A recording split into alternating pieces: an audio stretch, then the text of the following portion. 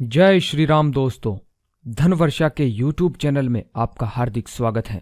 दोस्तों, आज हम आपको इस वीडियो में बताएंगे महाभारत के वे 5 श्रापों के बारे में जिनका प्रभाव आज भी बना हुआ है। दोस्तों, इन्हें जानने के लिए कृपया आप हमारी वीडियो को आखिर तक देखते रहिए। दोस्तों, हिंदू धर्म ग्रंथों में अनेकों श्रापों का वर्णन है तथा हर श्राप में कोई न कोई कारण छुपा था। कुछ श्राप में संसार की भलाई निहित थी, तो कुछ श्राप का उनके पीछे छिपी कथाओं में महत्वपूर्ण भूमिका थी। दोस्तों, आज हम आपको ऐसे 5 श्रापों के बारे में बताने जा रहे हैं जिनका इतिहास में तो महत्वपूर्ण योगदान था ही, परंतु इनका प्रभाव वर्तमान में भी प्रमाण रूप में देख सकते हैं। तो दोस्तों, आइए जानते हैं वे प्रमुख 5 श्राप कौन कौन से हैं। पहला श्राप युधिष्ठिर ने दिया था सभी स्त्रियों को। दोस्तों, प्रसिद्ध ग्रंथ महाभारत के अनुसार जब युद्ध समाप्त हुआ तो माता कुंती ने पांडवों के पास जाकर उन्हें रहस्य बताया कि कर्ण उनका भाई था। सभी पांडव इस बात को सुनकर दुखी हुए।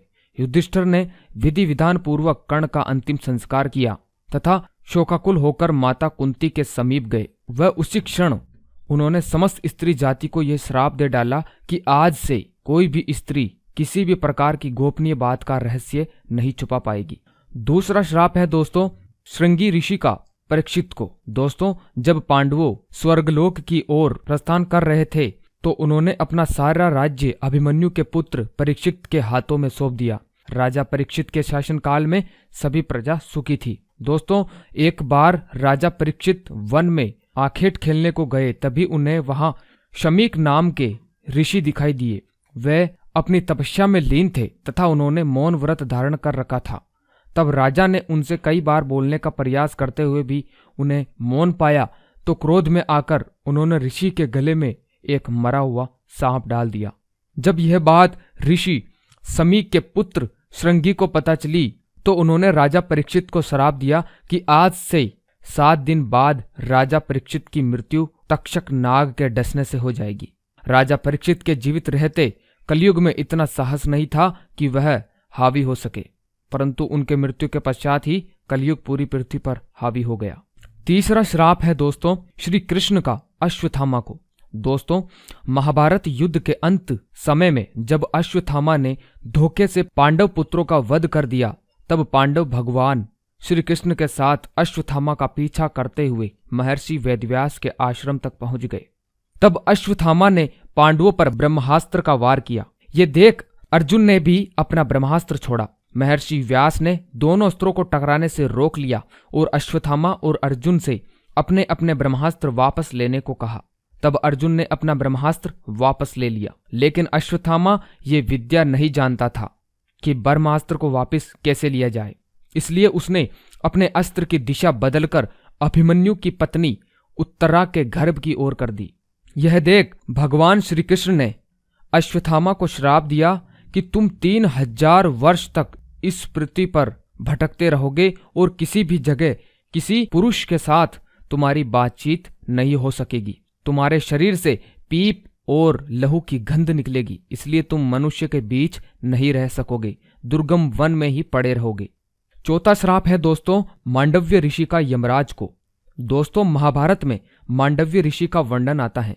एक बार राजा ने भूलवश न्याय में चूक कर दी और अपने सैनिकों को ऋषि मांडव्य को सूली में चढ़ाने का श्राप दिया, परंतु जब बहुत लंबे समय तक भी सूली में लटकने पर ऋषि के प्राण नहीं गए तो राजा को अपनी भूल का एहसास हुआ तथा उन्होंने ऋषि मांडव्य को सूली से उतरवाया तथा अपनी गलती की क्षमा मांगी। इसके बाद ऋषि मांडव्य यमराज से मिलने गए तथा उनसे पूछा कि किस कारण मुझे झूठे आरोप में सजा मिली। तो यमराज जी ने कहा कि जब आप 12 वर्ष के थे तो आपने एक छोटे से कीड़े के पूंछ में सींग चुभाई थी, जिस कारण आपको यह सजा भुगतनी पड़ी। तब ऋषि मांडव्य ने यमराज से कहा कि किसी को भी 12 वर्ष के उम्र में इस बात का ज्ञान नहीं रहता कि क्या धर्म है और क्या अधर्म, क्योंकि तुमने एक छोटे अपराध के लिए मुझे बहुत बड़ा दंड दिया है। अतः मैं तुम्हें श्राप देता हूं कि तुम शूद्र योनि में दासी के पुत्र के रूप में जन्म लोगे। मांडव्य ऋषि के इस श्राप के कारण यमराज को विदुर के रूप में जन्म लेना पड़ा। दोस्तों, 5वां श्राप है दोस्तों उर्वशी का अर्जुन को। दोस्तों, महाभारत काल में एक बार अर्जुन दिव्यास्त्र पाने के लिए स्वर्गलोक गया। वहां उर्वशी नाम की एक अप्सरा उन पर आकर्षित हो गई। जब उर्वशी ने यह बात अर्जुन को बताई तो उन्होंने उर्वशी को अपनी माता के समान बताया। इस बात पर उर्वशी क्रोधित हो गई तथा उन्होंने अर्जुन से कहा कि आखिर तुम क्यों नपुंसक की तरह बात कर रहे हो। मैं तुम्हें श्राप देती हूँ कि तुम नपुंसक हो जाओ तथा स्त्रियों के बीच तुम्हें नर्तक बनकर रहना पड़े।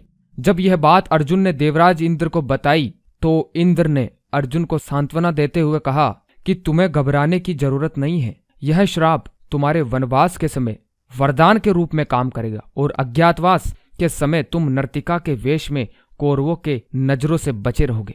तो दोस्तों, ये थी महाभारत काल के 5 प्रमुख श्रापों के बारे में महत्वपूर्ण जानकारी। दोस्तों, आपको यह हमारी जानकारी कैसी लगी, आप हमें कमेंट बॉक्स में लिखकर जरूर बताएं। इसके साथ ही आप हमारे YouTube चैनल धनवर्षा को सब्सक्राइब करना ना भूलें दोस्तों, क्योंकि इस चैनल पर हम आपके लिए जबरदस्त जानकारियां लेकर आते हैं, जिनको जानकर आप जीवन में आ रही अड़चनें और परेशानियों से बच सकते हैं और सुखमय जीवन जी सकते हैं। तो इजाजत दीजिए दोस्तों, मिलते हैं अगली बार ऐसी ही कुछ रोचक जानकारियों के साथ। तब तक के लिए जय श्री राम, जय हनुमान।